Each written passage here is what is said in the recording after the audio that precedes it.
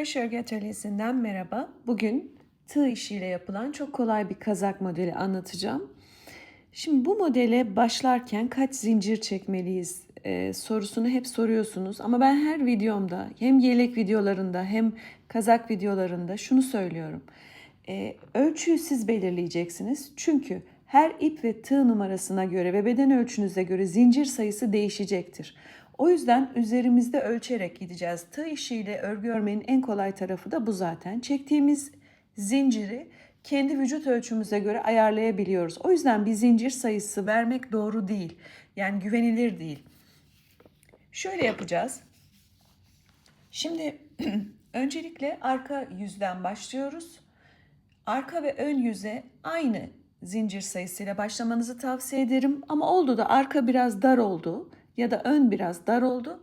Diğer tarafın zincir sayısını fazla ya da az tutabilirsiniz. Yani 10 tane fazla, 10 tane az olursa çok ciddi bir fark olmaz. Yani kötü durmaz görüntü olarak.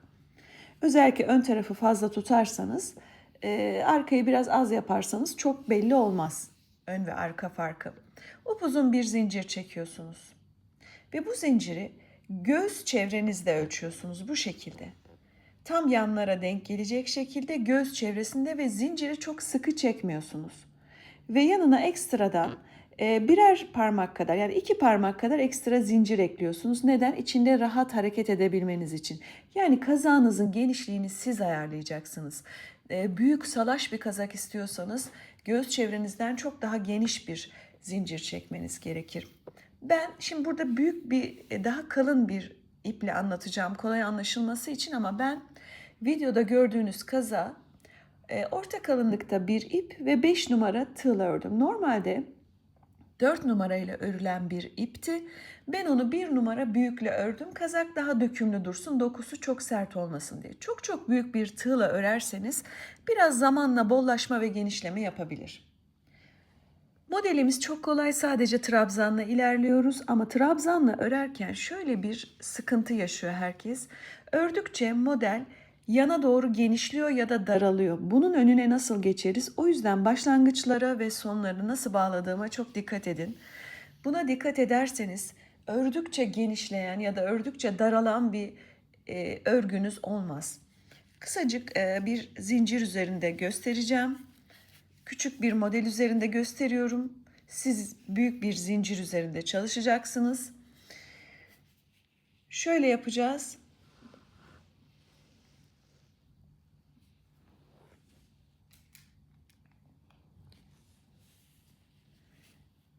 Şimdi 3 tane zincir çekiyoruz ve başlangıç noktamıza bir tane trabzan yapıyoruz. Birbirinin yanındaki zincirler içinde çalışacağız. Bunun hemen yanındaki zincire tekrar batıyorum. Bir tane trabzan daha. Aynı boşluk içinde çalışmıyorsunuz. Yan yana zincir boşlukları içinde çalışarak sıra sonuna kadar ilerliyorsunuz. Dediğim gibi küçücük bir model üzerinde gösteriyorum. Burada önemli olan başlangıç ve sonları nasıl yaptığımız, modelin düzgün akması için. Böyle sıra sonuna kadar her bir zincir boşluğuna bir tane ikili trabzan yaparak ilerleyeceğim. Şimdi diyelim ki o büyük zincirinizin sonuna geldiniz. Sonuna geldikten sonra 3 tane zincirle yukarı çıkıyorsunuz. Burası önemli. Bakın şimdi burada nereye batacaksınız ilk trabzanı? Eğer şuraya hemen zincirin dibindeki boşluğa batarsanız model genişler yukarıya doğru. Bunun için şöyle yapacağız. İkinci trabzanın bakın tepe noktasının hafif solu tepe noktasındaki boşluğa batarak ikinci trabzanımızı oraya yapıyoruz. İlk 3 zinciri ilk trabzan kabul ediyoruz bunu.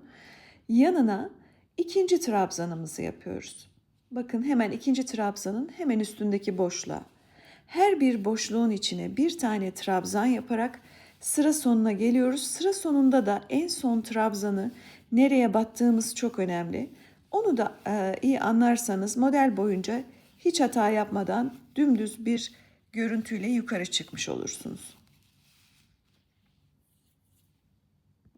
Sıranın sonuna yaklaşıyorum bakın. Normalde yapılan en büyük hata şöyle şurada hemen şu noktaya batıp yukarıya çıkmak. Halbuki öyle değil. Bakın bu battığınız nokta aslında bir önceki sondan bir önceki trabzanın tepe noktası dikkat ederseniz. Eğer böyle yapıp yukarı çıkarsanız soldan daralma yaşarsınız. O yüzden son trabzanın mutlaka tepe noktasına bakın. Burada sondan bir önceki trabzanın tepe noktasına battık. İpi tığın üzerine alıp son trabzanın da şuradan, yani şu zincirli kısmın tepesine, tepe noktasına bir tane trabzan yaparak bitiriyorsunuz. Böylece yanlar dümdüz ilerleyecek. 3 tane zincir çekiyorum. Bu son tarafı çok iyi anlamanız gerekiyor. Burayı iyi anlamazsanız ve uygulamazsanız modeliniz daralacaktır yukarıya doğru. 3 tane zincirle yukarı çıktım. Az önce de söylediğim gibi eğer bu birinci trabzanın tepe noktasına batarsanız hata yaparsınız. O yüzden ikinci trabzanı şöyle elimizle çekiyoruz. Bakın şurada tepede bir boşluk var. Oraya bir tane trabzan yaparak yukarı çıkıyorsunuz. Bakın bu şekilde. Ve sonra her bir boşluğa yine birer ikili trabzan yaparak sıra sonuna gelip sıra sonundaki son trabzan noktasına da batarak şurada bakın şuraya bir batacaksınız ve en son elinizle şöyle çekin. Bunun tepe noktasına batmış mısınız? İyi bakın. Buradan sonra bunun da tepe noktasına batarak modelinizi dilediğiniz uzunluğa getiriyorsunuz. Dilediğiniz uzunluk ne kadar? Onu kendiniz ölçeceksiniz. Herkesin boy ölçüsü farklıdır. Benden santim ölçüsü istemeyin. Çünkü üzerinizde ölçerek gideceksiniz. Kimi uzun bir kazak ister, kimi kısa. Bu arada ne kadar ip gerekiyor bu model için? Yaklaşık 4 ile 5 arası bir ip gerekiyor. Eğer small bedenseniz, yani 38 beden için 5 tane yumak almanızı tavsiye ederim. Ama kısa yapacaksanız, biraz daha dar yapacaksanız 4 tane de yeterli olabilir. Ama ortalama 38-40 beden için 5 yumak almanız gerekiyor. Sonra her bir beden için bir yumak daha fazla alırsanız yeterli olacaktır. Ve arka yüzüm bu şekilde bitti. Yukarıya doğru ben 50 santim kadar ördüm. Eni şu anda ne kadar, çok merak edenler için söyleyeyim. Bakın şimdi eni 46 santim gibi olmuş. Bu 38 beden için yeterli bir ölçüdür. Yani çok dar istemiyorsanız 38 beden için 46 santim uygun bir ölçüdür. 40 beden için de 50'ye yakın, yine 50 santime yakın, 49-50 gibi düşünebilirsiniz. Yani her beden için 3'er 4'er santim büyütebilirsiniz bu ölçüyü. Evet, sıra geldi yaka açmaya. Yaka açmak için ben 3 sıra önceden yaka açıyorum. Mesela arka tarafı 30 sıra mı ördünüz? 27 sıra ördükten sonra ön tarafta 28. sırada yaka açmaya başlıyorsunuz. Ha derseniz ki ben ön tarafı çok açık istemiyorum. 3 sıra önceden değil, 2 sıra önceden açmaya başlayabilirsiniz. Ben 3 sıra önceden uygun gördüm. Yakayı nasıl açacağım? Şimdi burada daha önce üzerinde çalıştığım bir bölüm var. Burada açtım yakayı. Şöyle yapacağız. 2'ye katlıyoruz. 2'ye katladık. Burada ve arkada eşit trabzan sayısı olacak şekilde. Şu kadarlık bir açıklık mı istiyorsunuz? İdeali 15 santim 15 tane diyelim ki trabzan açmaya karar verdiniz. Göz kararı belirliyorsunuz bunu. Şöyle yapıyorsunuz mesela. Şu kadarlık bir açıklık istiyorum diyorsunuz. Burada önemli olan sağda ve soldaki trabzanların birbirine eşit sayıda olması, yakanın düzgün simetrik durabilmesi için. 15 ya da 16 tane trabzan bırakıyorsunuz ortada. Ben biraz fazla bıraktım. 22 tane bıraktım. Benimki çok açık oldu. Tavsiye etmiyorum. 15-16 tane trabzan açıklığı bırakıyorsunuz. Tabii bu benim gibi 5 numara tığla örüyorsanız. Daha ince bir tığla örüyorsanız 20 tane de bırakabilirsiniz. Göz kararı dediğim gibi. Burada önemli olan sağdaki ve sol tarafta, bunun bu tarafındaki trabzanların birbirine eşit olmasıdır. 15 ya da 16 denk gelecek ortadaki açıklık. Şimdi şöyle başlıyorum. Aynı metodu diğer tarafta da uygulayacağım ki zaten uyguladım daha önceden onu denemek için. Şimdi 3 tane zincirle yukarı çıkıyorum ve normal bir sıraya başlar gibi sondan 3. sıra önde. Önce arkayı örmüştük. Ona göre belirliyoruz. Sondan 3. sıra ilerliyorum. Ortada 15 tane. Bunların hepsini çengelli iğneyle işaretleyerek bırakabilirsiniz. Öyle daha kolay olur saymanızda. Şuraya bir çengelli iğne, diğer tarafa bir çengelli iğne. Her iki taraftaki trabzan sayısını eşitleyebilmek için böyle bir yöntem izleyebilirsiniz. Tekrardan 3 zincirimi çekeyim. Bakın istediğim yere kadar geldim. Ortada 15 diyelim ki 15 tane trabzan yapacaksınız. 15 trabzan açıklığa kadar geldiniz. Şöyle 1, 2, 3 zincirle yukarı çıktım. Şimdi tekrar daraltmaya devam ediyorum. Nasıl yapacağım bu daraltmayı? Normalde batmam gereken yer şu 2. trabzanın üst tarafı. Ama ben 3. trabzanın üst tarafına bir ikili trabzan yaparak burada bir eğim oluşturuyorum. Bir kavis oluşturuyorum. Ve bu şekilde sıra sonuna kadar devam ediyorum. Normal ikili trabzanımı her bir boşluğa ikili trabzan yaparak devam edeceğim. İkinci sırayı da bitirdim. Şimdi 3 zincir çekip bir son sıra yapacağım. Siz 2 sırada da bitirebilirsiniz. Yani 2 sıralık bir açıklık da bırakabilirsiniz yakada. Ben 3 sıralık bir açıklık bırakıyorum. Şimdi bunu böyle normal öreceğim. Şurada bakın. Yani şu üçgenin şu sol tarafında bitireceğim ve böylece kazağım bitmiş olacak. Yani kazağın ön tarafı bitmiş olacak. Aynı metodu diğer tarafta da uygulayacağım. Daha önce uygulamıştım.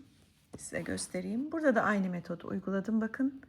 Şuradan itibaren başladım. Sonra bir boşluk atlayarak yukarıya çıktım ve en son şurada bitirdim. Evet, son sıraya geldiğimde bitmiş hali bu şekilde. Bir boşluk öncesinde bitirdim. Ve bu şekilde diğer bölümde de aynı metot uygulandı. Burada da aynı şekilde kesimler aynı teknikle bu taraftan yapıldı. Hiç kol açmamıştık biliyorsunuz ki. Evet, bitmiş hali bu şekilde yakamızın. Şimdi bunu her şekilde yapabilirsiniz. Dümdüz de kesebilirsiniz.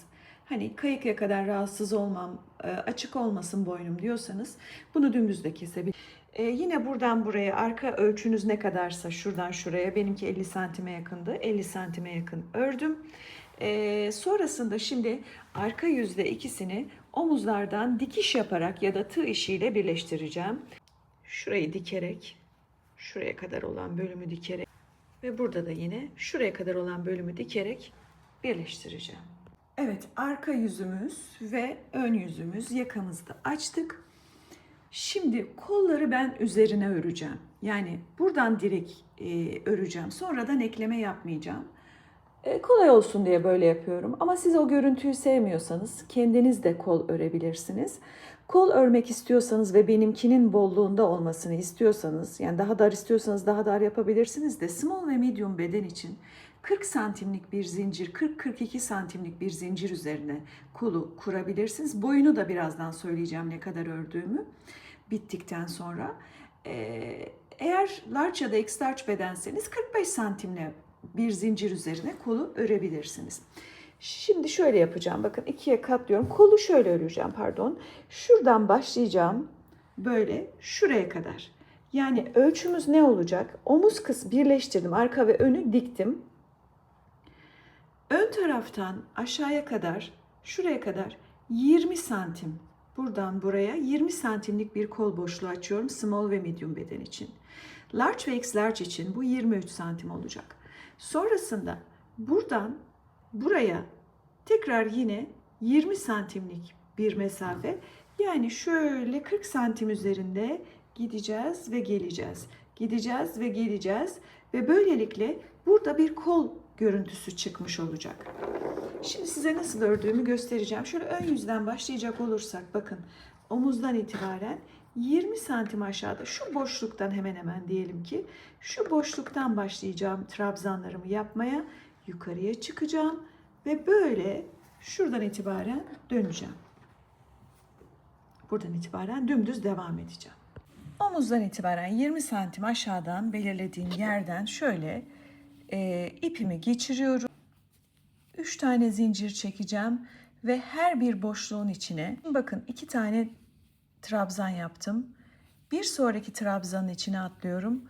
Oraya da 2 tane trabzan yapıyorum. Yani son 2 trabzanın içinde çalışıyorum. Bunları boşluk gibi görüyorum. Şu şekilde her birinin içine 2 tane batıyorum. Her bir boşluğun içine 2 tane batarak omuz hizasına kadar çıkıyorum. Her sıranın sonundaki boşluğa, her bir sıraya 2 tane trabzan denk gelecek şekilde. Bakın zaten kendini gösteriyor burada son trabzanlarla arasındaki boşluk. Omuzda da aynı metodu uygulayarak arkaya direkt döneceğim. 1, 2, her bir boşluğa 2 tane demiştim. Bakın omuza geldim. Omuzdan geriye yani arka yüzümüze doğru burada da 20 santim olacak kadar öreceğim. Ve buraya kadar öreceğim. Evet bakın kolu buradan başladım. Omuza kadar geldim ve diğer tarafta da yine 20 santim ördüm. Ve şöyle gidip geleceğim artık bundan sonra kolu çıkarabilmek için. Ne yapıyorum? En başta tüm arka ve ön yüzde uyguladığım metodu uyguluyorum. Birinci değil, ikinci boşluğuma batarak yine ikili trabzanlarımı sağdan sola ikili trabzan, sağdan sola ikili trabzan şeklinde kolu uzatıyorum. Kaç santim uzatacağım? Bittiğinde nasıl görünüyor? Şimdi size göstereceğim. Evet, kazağımın bitmiş halini göstereyim size. Evet, bakın şimdi ben kolu buradan buraya 30 santim kadar ördüm. Neden 30 santim ördüm? Çünkü kol ağzı çok geniş olduğu için uzun ördüğünüzde bir yerlere takılma ihtimali ya da hareketlerinizi kısıtlama ihtimali var. O yüzden turvakar kol gibi düşündüm. Biraz daha kısa yaptım. Ama karar sizin, uzun da giyebilirim diyorsanız giyebilirsiniz. Şimdi şu görüntü canınızı sıkıyorsa, bu giyildiğinde hiç fark edilmiyor bu arada, onu da söyleyeyim. Kolu ekstradan örüp buraya dikebilirsiniz. Ne kadar ördüm? Önemli olan o. 30 santim kadar ördüm ben. Siz daha uzun örebilirsiniz. Şimdi bakın hiç dikmeden bunu ördüğüm için şimdi yapacağımız şey, aynı metodu diğer uçta da uyguladık, diğer kolda da uyguladıktan sonra yanları ya bir tığ yardımıyla ya da bir iğne iplikle birleştirmek. Evet, kazağımın bitmiş halini göstereyim size. Yaka son görüntümüzde bu şekilde spor salaş bir kazağımız oldu. Çok kısa bir sürede örebileceğiniz bir kazak. Kanalıma abone olmayı unutmayın. Aşağıdaki yorumlara anlaşılmayan bir şey olursa yazabilirsiniz, soru sorabilirsiniz. Hepinize kolay gelsin.